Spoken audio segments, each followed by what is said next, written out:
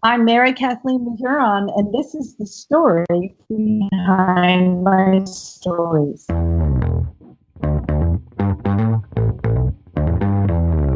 You're listening to the Author Stories Podcast, bringing you the story behind the stories and the storytellers. Margaret White, Terry Brooks, Sheena Kamal, Matthew Quick, JT Ellison, Walt D. Williams, Brad Ford, Corey Doctorow, Brandon Sanderson, Robin Mom, Ernest Klein, Jim Butcher, Charlene Harris. Visit hankgarner.com for archives of all the shows. Today's guest is Mary Kathleen Mehuron.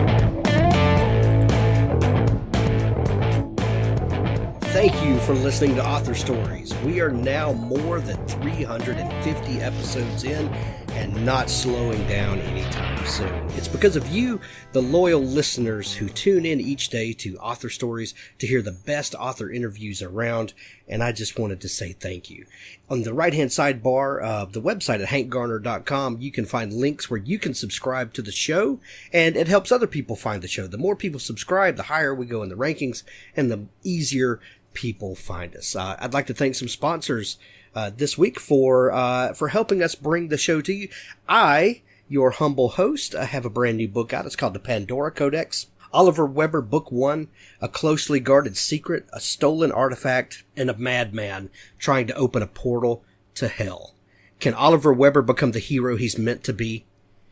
Pick up the Pandora Codex now. It's the first book in the Oliver Weber series. The second book, Jacob's Ladder, comes out very soon. Go ahead, dig into this series. Grab it now. You won't be disappointed. My friend Patricia Gilliam has a new series called Series Craft 101, and she has a series of books, the Fictional Character Creator Workbook, Setting and World Building Workbook. If you are looking to put together a long-running series like Patricia has done, these are some things that she's learned and that she can help you to get on top of that makes managing a long series much easier. Go check it out. There's a link in the show notes, and we'll be talking about it more. Bocara Brumley has a new book called Imani Earns Her Cape. It's a middle grade novel. You might have heard us talk about it on the show just a week or so ago when Bocara was on. A 12-year-old Imani should be celebrating the most important day of her life by eating myrfruit, casting flying spells, and laughing with her mother, but there's just one massive problem. Her mother's been kidnapped by a giant troll, and now Imani is lost in the Fey realm with no way home back to Virginia. Completing her rite of passage alone is inadvisable, but if Imani doesn't want to lose the only family she's ever had, she may have no choice. Transportal train travel, underwater cities, submarines, sea dragons, and unexpected family all combine in Imani Earns Her Cape. Thanks for listening to the show. At the end, as always, we have an audiobook clip from my friend Richard Gleaves, the Jason Crane series. Well, thanks for joining me again for the Author Stories Podcast, where I bring you the story behind the stories and the storytellers. Today, I'm really excited to have my new friend, Mary Kathleen Mehuron, on the show with me. And she has a brand new book that's coming out tomorrow when you're listening to this. And it's called The Opposite of Never. And it's available for pre-order right now. You can go out and grab it and have it delivered to your Kindle or have it shipped directly to your house from Amazon when you finish listening to this episode. Welcome to the show, Mary Kathleen. Thank you. Thank you for having me. I'll have to tell you, I knew about you before because I was researching The Infinite Now with Mindy and came across your podcast. Oh, thank you. I'm excited. I always love to hear when new people find the show. That's great. Well, if you've listened to the show before, you know that we begin with the same question each episode, and that question is, what is your first memory of wanting to be a writer or a storyteller? Well, this is a little daunting because I think it's a different story. I know I have lots of writer friends at this point, and most of them always wanted to write. And that is not true with me. If it's okay, I'd like to read the blurb from the back of my first book because that'll set up my story. Is that all right? So the first novel was called Fading Past, and it's heavily autobiographical. And I'm just going to read the blurb. As Americans exploded into the swinging 60s, 9-year-old Mary Patricia's parents fled their old melting pot neighborhood. to join the upwardly mobile members of the cocktail generation. Abandoned at 17 when her family moves yet again, Mary Patricia is left to ride out a tsunami of struggle, including lying about her age in order to land a job working for the Chicago Mafia. Gut instinct tells her that she is in imminent danger, and she escapes to the counterculture of Southern California in the early 1970s, and then a jubilant bicentennial Manhattan. Her tenacious pursuit of a college degree takes her north to Vermont, where she hopes for a stable life when she marries and has 3 sons. It's a Pyrrhic victory as she confronts a string of calamities, including divorce, catastrophic illness, and her parents' deaths after 9/11. Rising from the ashes, she and her husband reunite, and Mary Patricia finally gets what she so richly deserves, the time of her life. So I include that as a setup because the part about catastrophic illness and my parents' death immediately following had me flat on my back for about a year and a half. And there were 2 things I could do. I could read and I could write on my laptop. And my local library was fabulous. Like they would like drop off 3 books on the porch and pick the old ones up every Friday. And I just continued to make a list. So I was being influenced by books I always wanted to read or rereading, right? I can't tell you how many times I've reread To Kill a Mockingbird. I love it. And then I just started to write, and my motivation was to leave the story for my children, because at the time my prognosis was not very good. And I also had experienced the death of my parents, and I'm a classic. Like, I didn't ask them the questions when they were alive, like so many of us don't. So I wanted to leave the story behind, and I didn't think it was going to become a book, but it did. What a man! I've got like 18 questions rolling around in my head that I want to start asking you. But so you, because of this illness and that you were bedbound, basically you wanted to put together the story of your life and how you got to where you are, to leave that for your children, but to fictionalize it a little bit. Yes, it's an autobiographical fiction. Gotcha. And I'll tell you another story. I know I've heard you comment before on how generous other writers can be, and that is my experience. So we have a fellow in town, you might even be a fan.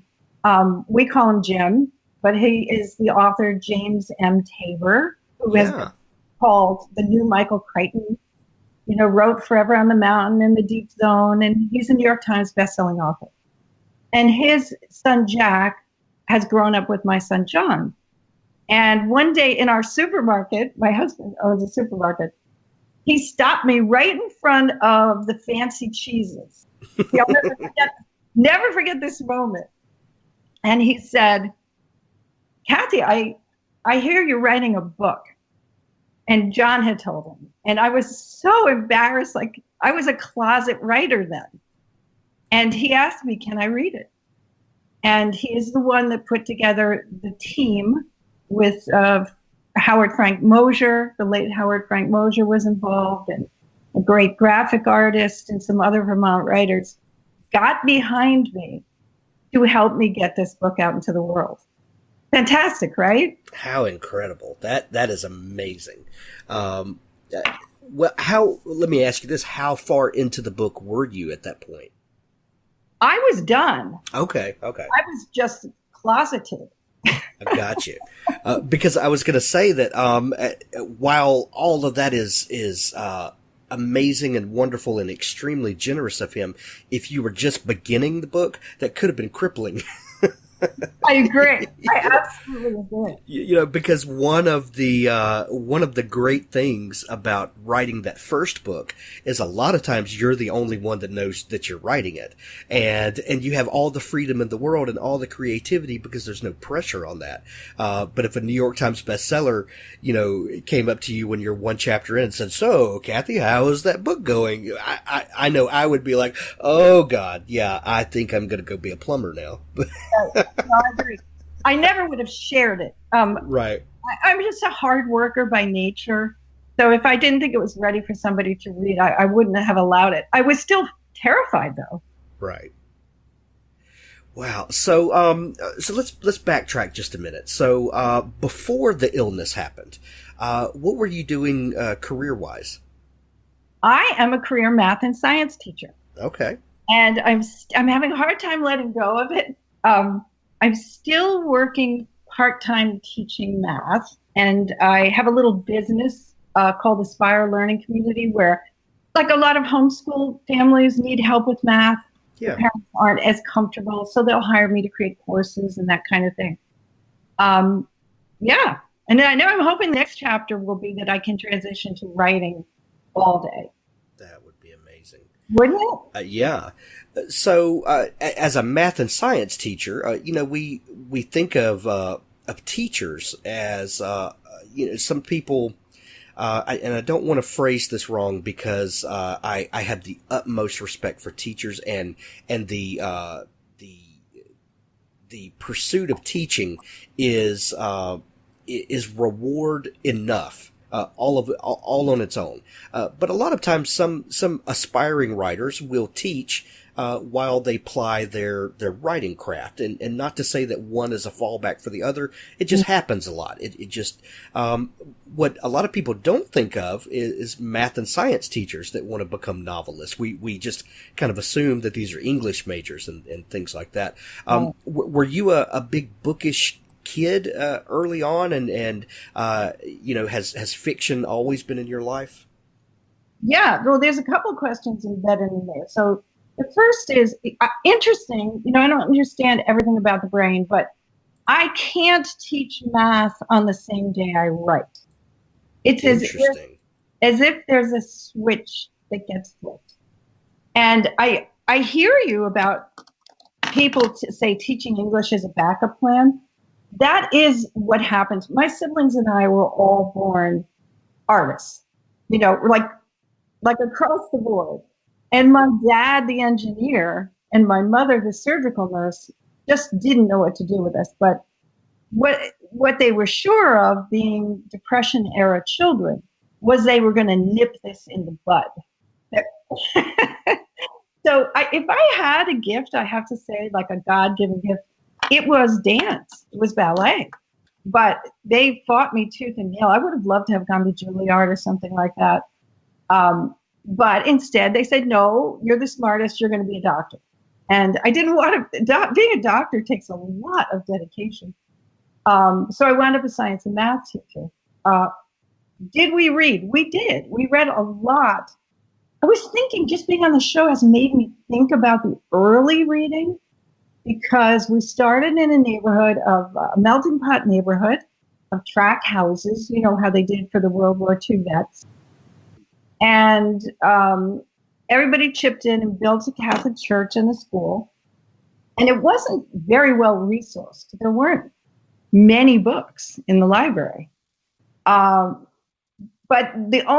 I realized just today that we had no children's books in my house. That was not a thing. My parents didn't read to us. I guess I brought them home from school because I did my book reports and so forth. But we had this strange, combination of, I'm trying to look at the Stratemeyer Syndicate. You're too young probably to remember, but it was like the Hardy Boys and Nancy Drew. Okay. And the Bobbsey twins. They were all published by the same people. And then I would grab my mother's bestsellers off her shelf. She was a big bestseller person. And I think of some of the titles, and they're kind of horrifying. Like, by the time I was a tween, I was reading The Godfather by Mario Puzo, Couples by John Updike. Wow. And here's a good one. Portnoy's Complaint by Philip Roth. Now, is that something every 12-year-old needs to know? Well, it was something that this particular 12-year-old needed to know. What's funny, I don't know if you're Catholic, but I can remember, I'm not sure the publication that actually banned the books, but I remember they were stacked in the back of the church. Like there was some official publication that banned reading. Well, now that I look at this list, I'm thinking my mother was reading banned material. That's so interesting. That's amazing. That's amazing. Oh God, it's really a strange thing because the kids that we're raising now are so distant from real hardship that and there's I guess a good and bad side of that. Real growth comes with hardship a lot of times, but when you're because it's been a couple of generations now since World War II and then the Depression, that there are a lot of luxuries now, like children's books in homes. It's just interesting to see the way society changes like that. My parents were born in the late 40s, so their parents had been through the Depression and the war, and so my parents were a little better than their parents in the letting go and being a little distant, but still they were raised by those people. So then I was, my parents let go a little more, and then my kids, there's children's books all over the house. There's, we indulge a lot more, and it's really interesting to see how that changes across generations. And you're a writer, and you know how important it is to read children early. Right. Well, and it's when I hear you talk about wanting to pursue ballet, and it would be very strange now for a parent to discourage a child because you have to like we elevate the arts now because we do live in a society that's kind of distant from hardship, I think, and I hate to hear that about you, but it's how would your life have been different if you did? Yes, and it was typical in my generation. Right, exactly. Parents wanted us to have a way to put food on the table. Right. They wanted us to be, in their mind, realistic. Right. But, it's never too late. That's the lesson here. That is. And I love that you came around to scratch this writing itch.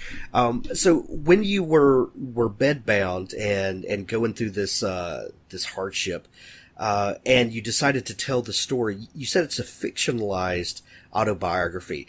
How do you decide what parts to fictionalize and what to stay true to? And was it a daunting task to try to tell your whole story to your children?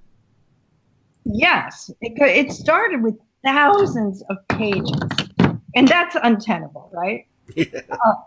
So I was lucky enough to, one of my closest friends is a writer, Janet Hubbard. She just finished her Vengeance in the Vineyard series, her mystery series. And she's also an editor. And she jumped in. Again, I've been so fortunate with the people that pitched in on this. And, we'd be having a cup of tea or whatever, and she'd be throwing pages away. And she's just said to me, you've got to decide on the high points. For example, I always had a certain type of best friend and a certain type of boyfriend. You can't tell the sequence of them. I made them into an amalgam. That was one thing. And then also there was a lot I had to cut out. I wanted to tell my children the story, not only of working for the Chicago mob at 16, 17 years old, but then I wanted like a safer job. So I lied about my age, which you could do back then. I was in college. I don't know how that worked, but I didn't graduate high school, but I was able to start college. So I had a college ID, and people would assume I was 18. And I got hired by Trans World Airlines, which was the biggest airline in the world.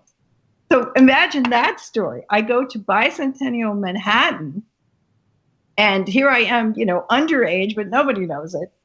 And I'm living this crazy lifestyle of traveling all over the world. So crazy.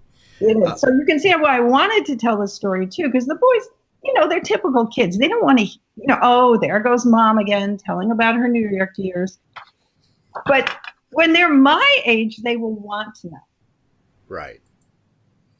Exactly. So you write the book, your friends help you get it in shape and publish it. What was your experience with publishing, and were you surprised that it got noticed the way that it did? I was. I was. I can remember James M. Tabor taking me out for a cup of coffee, and I was just flushed red. I just couldn't imagine the criticism he was about to heave on me. And instead he said, I think you have something here. You're going to have to work really hard at it, but I think you have something there. And it sold fairly well. Now, shifting gears and writing the second novel, I went a completely different direction, because the first, it really spanned 2 centuries. There's a foot on 2 centuries, and it's 50 years, and the research was just really difficult. So the second book, I wanted to write a story, just make everything up, tell a good tale, and so I wrote The Opposite of Never, and Spark Press picked it up. It was really exciting. So what is what's the story behind The Opposite of Never? The last one was coming from your experiences. How did you begin this story, and did it come to you first as a character, or did you get a setting or a plot? Kind of how did you start working on this one? Well, here's the thing. I was frustrated that I was not finding books that I wanted to read that really represented how my friends and I, as baby boomers, really live. We are still very much alive and vital and in love and having fun and traveling. If anything, I think we're more interesting people now because the kids are grown, we have a little money in our pocket, and we can kind of do all the bucket list things. Right. So I wanted to write a story for us. And what came to me was the importance of friendship. When you've had a friend for like 50 years, you have ironed out all the kinks. You get along so well. So it's about 4 families, 3 close women friends, 2 love stories, one baby boomer, the other millennial, a devastating mistake by the younger couple, and a truly grand finale. And my grand finale was to take place in Cuba before it was Americanized. So I went alone. I can't believe my family let me do this. In 2015, I went by myself to Havana and stayed right downtown in a local place and wrote a good part of the book. So So you have the scenario for this the story for the story of friendship. Where did you find the characters for this? Did you take people that you knew? Did you just start kind of conceptualizing people? Where did the inspiration for the characters come from? So tell me about the characters. Where did okay? So you did. Where did the inspiration for them come from? I was saying, I know you will understand because I've peeked a little bit at your writing. I don't know that all the listeners will. I hope they don't think I'm too woo-woo when I say this, but this was like a situation where I would sit down at my desk and 5 hours would pass and I felt like I just channeled these characters. Yes. You get that? Yeah, absolutely. And that was a gift. It was such a joy. It is a book I wrote for the joy of creation. So you've got a couple of different generations that are spanning in this book. Tell me how you you represented those generations, and did you have to do any research to make sure you were connecting with the millennials, or was this experiences from your own family that you kind of channeled? Tell me about writing the multi-generation aspect. My children are millennials, and I've had thousands of students that are millennials as well now. And, we had, like many states, this is the serious part of the book, we had some gangs peddling drugs march into our innocent little state. I mean, the police didn't know what to do. And they started selling heroin here. Well, started selling the pills first. The old story. Everybody knows it. Right. They got the kids hooked on the Oxycontins, and then they started selling heroin. And what I learned, I think there was a time where I believed I was such a good mother, that sort of thing couldn't happen to me.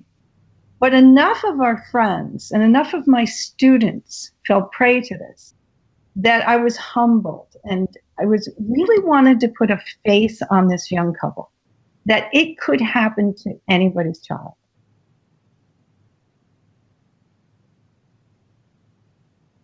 Hank? Yeah. Okay. Yeah.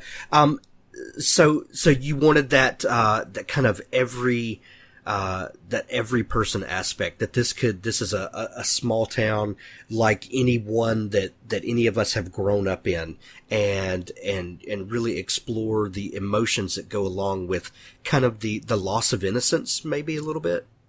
Yes. And that, young people, they can have great parents and they can be wonderful people, but addiction is not, it doesn't discriminate. Right. Friendship is a strong thread through this.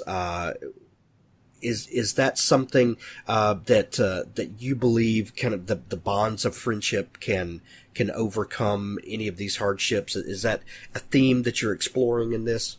Yes, absolutely, and particularly at our age. I remember, when I turned 60, I kind of shed any relationship that was not give and take.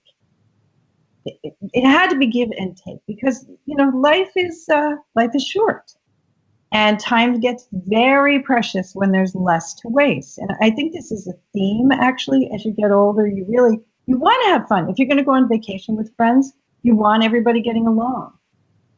If you're going to extend yourself to your women friends, well, in tough times, you want them being there for you too. And so over time, that's who you kind of wind up with, are those very, very special people who can get you through anything, I think. You said earlier that boomers are in a unique position, that you've gone through some things. Your kids are grown. You've got a little money in your pocket. You can do fun things. But the other important aspect is when you get to that place in life, you've earned some wisdom that is vital for shaping the community and for helping the generations coming up. Because when we're younger, we have all of the desire and all of the vigor, but we don't have any wisdom to go with it. Was that an important theme to bring through this multi-generational book? Well, I must say you're very good, because you're touching on the bottom line. I've always thought we use the word wisdom, but we don't really break it down. And there's wisdom across every aspect of your life. One is how to be a friend, how to be a wife. I mean, marriages over time, I think when you're younger, it becomes a little bit more of a power struggle. Whereas over time, you say, well, here, I've chosen to spend my life with this person. Let's really get along. As you say, community. I mean, I don't think we panic at our age. We take a look at a problem, study it, break it down. There are many gifts in that wisdom package, I think. When people read this book, what do you hope they come away from the book with? Wow, that's a great question. I think that Nothing is insurmountable. And, I know it's a cliche to say don't ever give up, but I particularly believe that with our children. Don't ever give up. They can frustrate you. They can make mistakes. We've had, again, I'm focusing on the addiction in our country right now, which is only one mistake a child could make, but still, you got to be there. You got to stick it out for the long haul. Right. As an educator that has worked with kids for as long as you have, do you think that skill has uniquely equipped you to be a writer? Yes. Again, great question. I spend so much of my time writing. I realize now, as I look back, that I was always the one to volunteer if we were going to have a new course. Who's going to write this course? And my hand would be up because I enjoyed it so much. But breaking a daily lesson down to sheer communication for every level in your classroom, I do think that's good practice. Whether it's, I'm not an English teacher, but I think like trying to break down science and math concepts in writing is good practice. Well, I asked that first question of the show because I have a pet theory, and it almost always holds out. It can't be Garner's law yet. It's Garner's theory because it's not completely tested. But I believe that storytellers are born and writers are made. And by that I mean I think there's a gene of some sort that just enables some people to communicate with other people through metaphor, through different communicative ways that makes us storytellers. And then the physical act of writing, comes with practice and learning skills and all of that. But those two are not necessarily the same thing.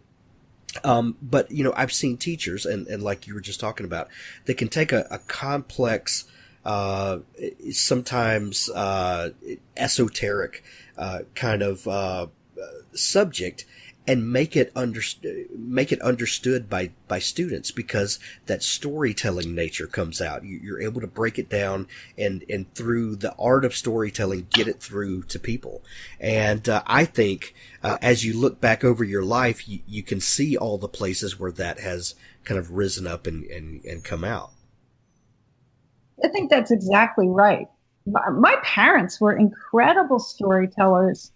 Again, I'm sure everybody knows the Irish are great storytellers. I think it came to them genetically, but they didn't want to spend the hundreds and hundreds and hundreds of hours it takes to put those stories down. Right. But thank God they had you to carry on the family tradition. Well, thank you. Yeah. So Mary Kathleen, the new book is The Opposite. The Opposite of Never. The Opposite, excuse me, I had a frog in my throat just as I said. The Opposite of Never. It's out now for folks to go pick up a copy of. If people are not familiar with you and just learning about you, where can they find you online?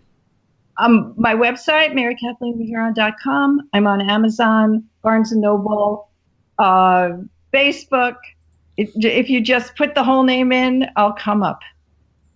Excellent. Mary Kathleen, thank you so much for taking time to come on the show today. We're going to send everybody to pick up The Opposite of Never and that amazing autobiographical fiction that you first wrote. Thank you so much for coming on the show today. Thank you. Thanks for listening to the Author Stories podcast. For more great author interviews like this one, go to hankgarner.com and dig through the archives. There's something there I know you'll love. Now stay tuned for a special audio clip from Richard Gleaves' The Jason Crane series. He led Jason to a small bistro. The door set tiny bells to chime as they entered. The place shivered with smells. Coffee, hot chocolate, and croissants. "This," he said, extending his arm towards a woman in an apron, "is Jennifer. She makes the best scones and is tragically spoken for." He kissed the woman's hand. She was plump, in her 50s. She had left one curler to dangle at the back of her head this morning. If it's a tragedy to you, this is the first I've heard of it. She swatted at him with a menu. Why didn't you speak up 20 years ago, lady killer? Jason sat. Jennifer put a glass of water in front of him. And who is this fine gentleman? This, said Hedwig, joining, is my son's great-grandfather's great-great-nephew. That's a lot of greats. Any great-great-great-whatever of Hedwig is great by me. She giggled at her own wit. I'll be back for your orders. Hedwig swatted her rear end with a menu as she left. He made small talk about the bistro, the specials, what was good, the Benedict, or not so, the hanger steak. When their orders came, coffee for both, eggs for Jason, a scone for himself, he got down to business. I met your grandmother about, a year ago. Valerie and I have a mutual interest in old families, particularly old families related to the legend for obvious reasons. Valerie's lived in Tarrytown for years, though her family's up near Boston. Now, don't worry. I don't believe all that nonsense about a headless horseman. Valerie's the superstitious one. But the Van Brunts are definitely the family in Irving's story. Hermanus Van Brunt and his wife Agatha were farmers in the village back in 1780 or so. This was during the Revolution. Hermanus grabbed title to lands left by a Tory family who'd been tarred and feathered and shipped back to Britain. Do you know your history? Sure, Tory, loyal to the king. Benjamin Franklin broke with his own son who was a Tory. Smart boy. Traitors to the cause, and that was serious business.